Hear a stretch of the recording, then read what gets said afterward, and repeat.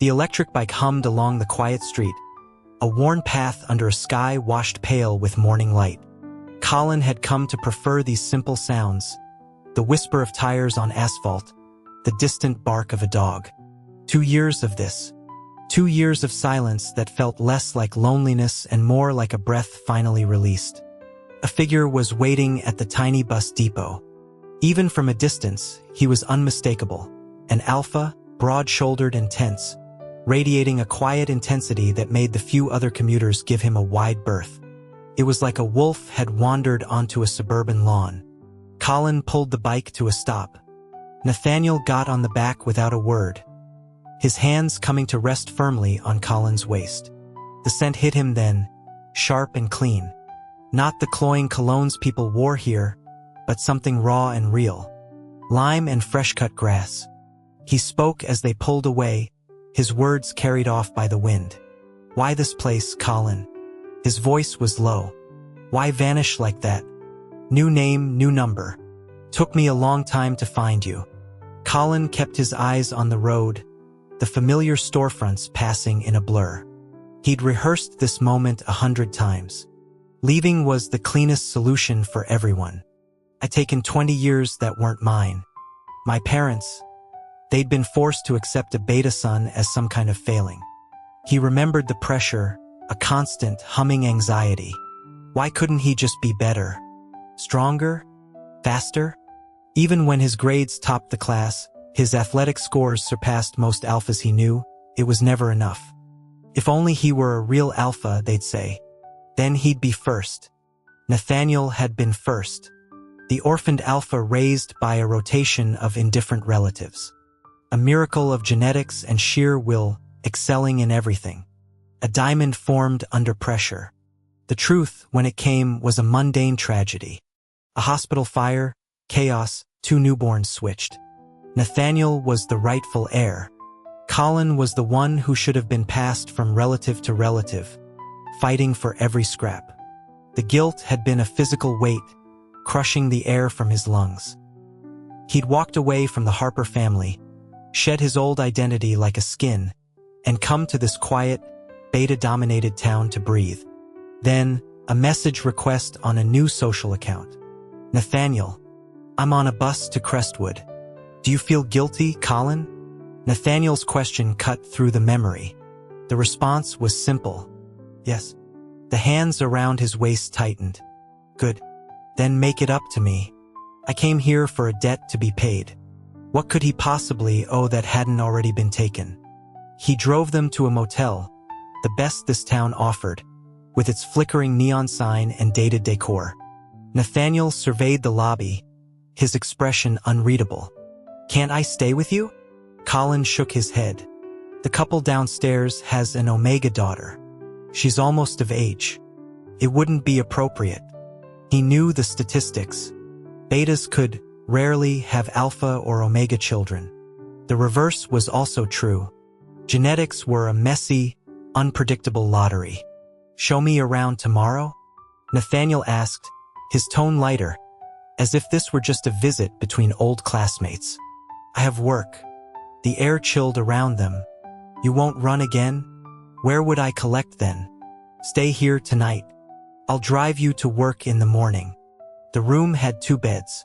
It was practical.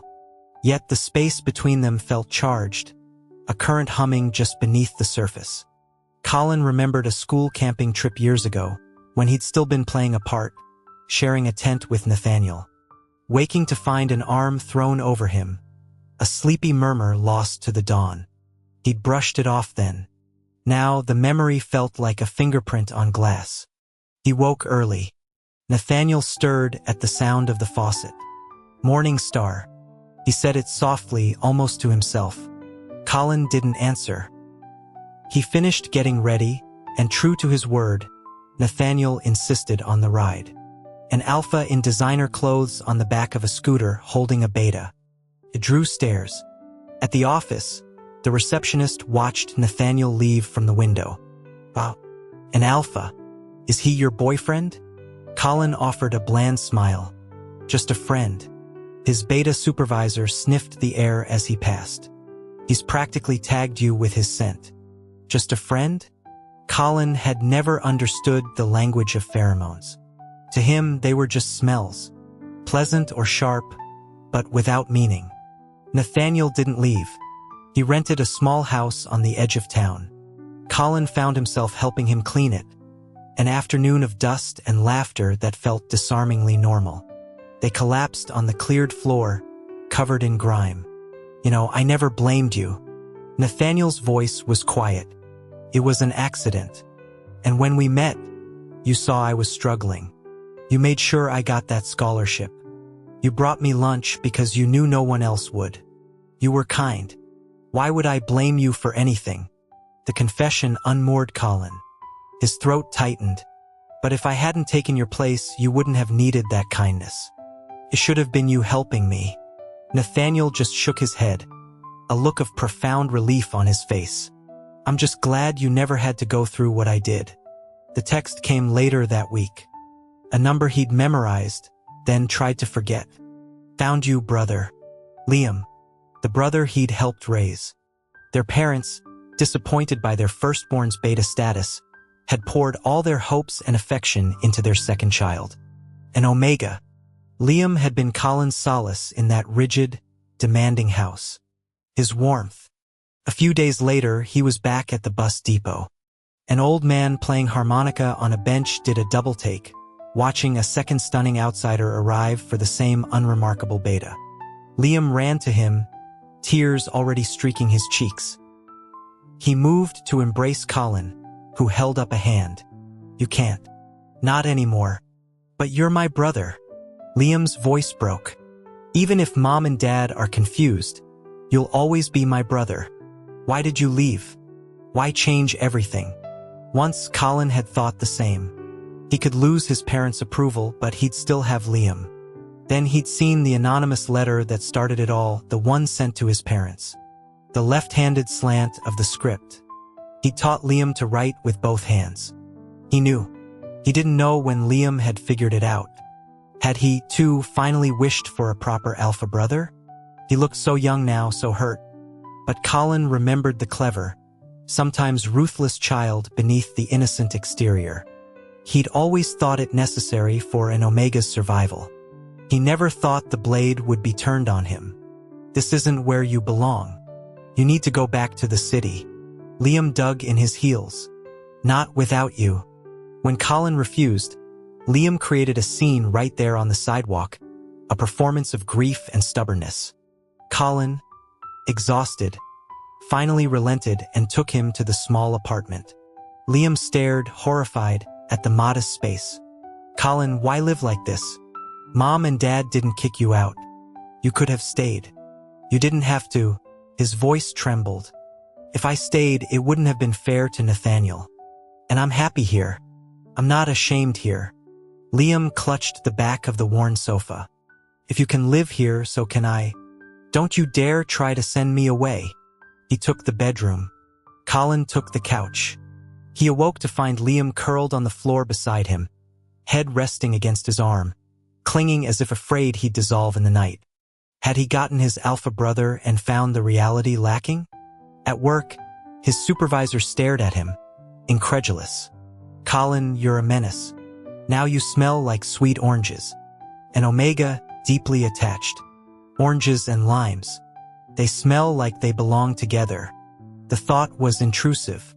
If anyone had noticed the similarity in scents earlier, perhaps Liam had. Perhaps that faint trace of lime on Colin's clothes years ago had been the first thread Liam pulled. The real trouble began at the end of the day. Nathaniel was waiting outside. Let's get dinner. There's a steakhouse. At the same moment, Liam's text lit up his screen. When are you coming home? I miss you. Colin typed a quick lie to Liam about working late, then shut off his phone. Just work stuff. He told Nathaniel. They ate. At 8, Colin said goodbye and headed in the direction of home, then detoured. He bought a new shirt at a department store, checked into a different motel, and scrubbed every trace of the smoky steakhouse and alpha scent from his skin. The ritual felt absurd, secretive. He arrived home with a bag of takeout. Liam, I got that fried chicken you used to like. Liam's smile died as he looked at him. You changed your clothes. I spilled something on the old ones. Liam moved closer, inhaling. He found nothing, but his fingers touched Colin's hair, feeling the dampness at the roots. You showered. Where were you after work? Do you have someone here? Who are they? His eyes filled. If you have needs, brother, I can meet them. I could be yours. Colin took a step back, his hand finding the doorknob. Liam, what are you saying? What I've wanted to say. You're not really my brother. BO marriages are legal. I could be your Omega. We could be together. The admission clarified everything in a single, sickening flash. The letter. It was you. Was this why? Liam's shock confirmed it. You knew? No wonder you left. I'm sorry. I just didn't want you to only be my brother anymore. He moved forward, and Colin reacted, slipping out the door and locking it. We'll talk tomorrow. When you're calm. His mind was a storm. He walked downstairs and froze.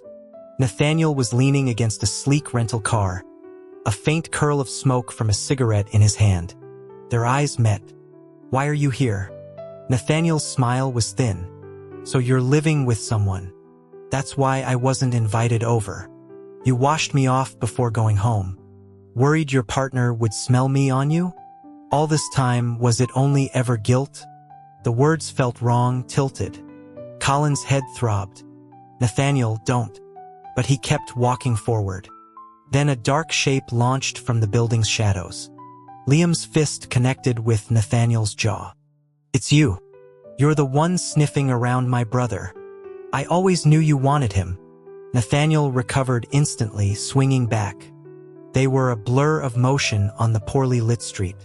Colin had taught Liam to defend himself, had secretly enrolled him in Krav Maga classes for years when their parents insisted on violin and art. Liam was deceptively strong, fast, and vicious. He was holding his own. Colin felt a surreal urge to laugh. He rubbed his temples. Stop. If you don't stop, you can both get on the next bus back to the city. They broke apart, panting. Liam wiped blood from his lip. His gaze locked on Nathaniel. You're not compatible. I can let my brother take the lead. Can you? Before Colin could explain, this was about debt, not desire. Nathaniel spoke, his voice rough. So what if I follow? I can do that. Colin's thoughts stalled.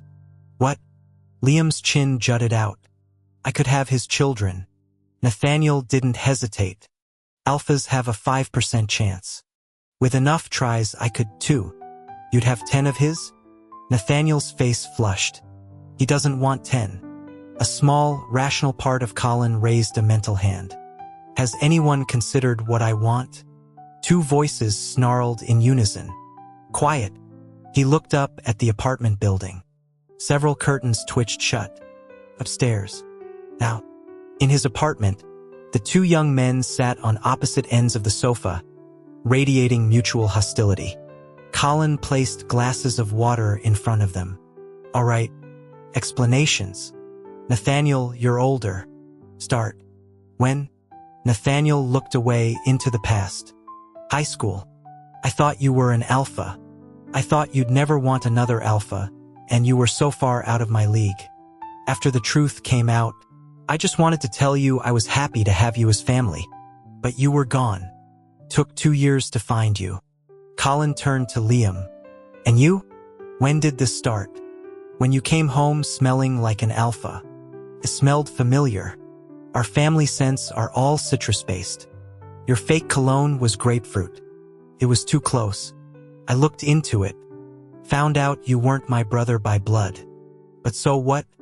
You were the best thing in my life. I hid it. Then I had my first real heat. And I only wanted you. I didn't want you to just be my brother anymore. I'm sorry. He looked truly chastened. You should apologize to Nathaniel. You let him struggle for years. Liam's eyes flicked to Nathaniel. I'm sorry. Nathaniel met his gaze. Thank you for ensuring Colin never had to. The sheer, ridiculous devotion of it was overwhelming. Neither would leave. Liam, an Omega, couldn't stay anywhere else safely. He smirked as he showed Nathaniel the door the next morning. Nathaniel shot back just before Colin could intervene. Don't look so pleased. He prefers beta women. We're in the same boat. The next morning, a text from Nathaniel as Colin neared work. I'm sick. There's no one else here. He knew it was a ploy. He went anyway. The door swung open, a hand pulled him inside, and he was pressed against the wall. The scent of lime was overwhelming, feverish. Nathaniel's lips brushed his jaw, seeking a place to claim that didn't exist on a beta. My morning star, help me. His voice was a raw plea. An alpha in rut was a dangerous thing. Colin's hand came up, not to push, but to press against the small, largely dormant gland at the base of Nathaniel's neck. A vulnerable spot. The aggressive tension in Nathaniel's frame stuttered, a predator confused by an unexpected threat. His eyes, clouded with instinct, cleared slightly. You want to have my children?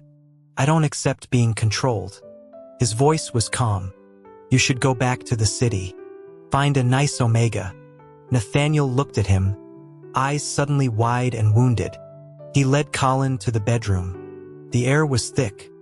On the bed, a nest was made from the blanket Colin had used on his couch, and from Colin's own jacket, now wrinkled and saturated with scent. Nathaniel wore only sweatpants, his physique a testament to alpha strength. Yet he lay back on the bed, turning his head to expose his neck. Mark me. I'll have your children. Something dark and possessive stirred in Colin's chest. He leaned down. His teeth broke the skin. Nathaniel cried out, then sighed in deep satisfaction. A beta couldn't inject pheromones, but Nathaniel reacted as if branded. His scent intensified. His body was preparing itself. It was beautiful seeing such raw power willingly surrender. A moment later, Nathaniel's eyes rolled back, and he went limp. Colin's other hand held an empty syringe of alpha suppressant, pulled from the nightstand. He cleaned up, started a laundry load, made a pot of soup. He showered again before leaving. The scent would cling, but it didn't matter anymore. The calm was already shattered. Liam was waiting at home. His voice was terrifyingly level. You saw him again. Why? He's just an alpha. Do you really want him? Do you not want me anymore? The special treatment, the leniency he'd always shown Liam, had blurred lines into something painful. Liam, you are my brother. Or you are an unrelated Omega. There is no third option. Choose. The playful petulance melted into real anguish. Brother, please. I'm sorry. I just loved you too much. I shouldn't have manipulated everything. I should have spoken up right away. Love? Colin had poured most of his heart into Liam. Was that what it had been? You weren't wrong to want your real brother back. From now on, we are strangers. You leave tomorrow. Go back or go to Nathaniel's. The next day, business called Nathaniel back. Colin took Liam to the depot. You have everything? Snacks, your ticket, ID? Liam nodded, eyes red-rimmed. Yes. Suppressants? A pause. No. Colin stared. When was your last heat? 6 months ago. The recklessness was staggering. He rushed to the pharmacy, but this town didn't stock specialized Omega medication. It was all online orders. By the time he returned, Liam had already boarded a nearly preheat Omega without suppressants on a confined train. He bought a ticket and got on, ignoring the angry call from his now former boss about his unprofessional absences. He found Liam in a private sleeper compartment. The boy looked at him with triumphant, sorrowful eyes. Come home with me. See Mom and Dad. They miss you. Colin looked out the window. I can't face them. It was an accident. No one is at fault. As night fell and the train moved into more populated areas, the car filled. The air grew heavy.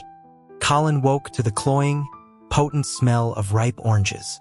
Liam was flushed, shifting in his sleep. Colin shook him awake. Liam, Your heat is starting. Where are your suppressants? Eyes glazed, Liam murmured, I didn't bring any. He fumbled in his bag. Just this. He held out a single injector pen. Beta inducer serum, the technological advancement that had made beta-omega bonds feasible. It allowed a beta to temporarily produce pseudopheromones to calm an omega's heat. Outside, they could hear stirring, deep voices growing agitated. Alphas in nearby compartments, catching the scent. Mark me, Liam begged. Colin pressed the injector to his own thigh. The world shifted. The sweet orange scent was no longer just a smell. It was a magnet, a compulsion. His mind fogged, a possessiveness he'd never known surging forward. He had to claim, to own. He bit down on Liam's gland, a flood of something that wasn't quite pheromones but felt just as potent flowing between them. Liam arched against him, his whole body singing with readiness. A little more and it would be permanent. A bond. Colin stopped. A temporary mark. The frantic noises in the corridor subsided. Liam came back to himself, furious and trembling. What's wrong with you? He grabbed Colin's shirt. Are you incapable? His lips found Colin's in a clumsy, desperate kiss. You're so stubborn, but you taste so good. When his hand wandered lower, Colin caught his wrist. Do you really want me to finish this here? Like this? Anywhere. Everywhere. I love you. Please don't shut me out. Another temporary mark, lighter this time, and Liam collapsed into unconsciousness. Colin watched the dark landscape fly by until dawn. He carried Liam off the train. Nathaniel was there, waiting by a car. His face was a mask. Their eyes met over Liam's sleeping form. Colin moved to transfer Liam and leave. Nathaniel's hand caught his wrist. His eyes were bright with unshed tears. You marked my brother and you're just gonna walk away? Get in the car. Colin laid Liam in the back and took the passenger seat. Nathaniel leaned across the console. His kiss not a question but a statement. It was all heat and demand at first. Then it softened, deepened, yielding in a way that made Colin's head spin. Without thinking, his thumb stroked the warm, small gland at Nathaniel's neck. The scent of lime exploded, mixing with the new, dark tea-like scent coming from Colin himself. Filled the car. A soft cough came from the back seat. Colin flinched, but Nathaniel gently turned his face back, biting his lower lip softly. Don't look at him. An Omega's first temporary mark knocks them out for hours. We're not finished. It was madness. Absolute madness. You gave him a mark, Nathaniel murmured against his skin. I want one too. The serum is still in your system. You can't be marked, but you can mark me. He tilted his head, the vulnerable curve of his neck an offering. The righteous older brother was gone. Colin almost laughed. Nathaniel, you want the world to know? A top-tier alpha, the Harper heir, and his Omega brother, both marked by the same beta? Your parents wouldn't approve of a beta, let alone this. Nathaniel's expression was serene. You left too abruptly. You didn't give the people who loved you a chance to make it right. Dad told me last night. He said you were always his most capable son. He regrets how he acted because you were a beta. They want you back in the family. So that was it. The permission behind the chaos. You said you owed me a debt. The compensation I want is you.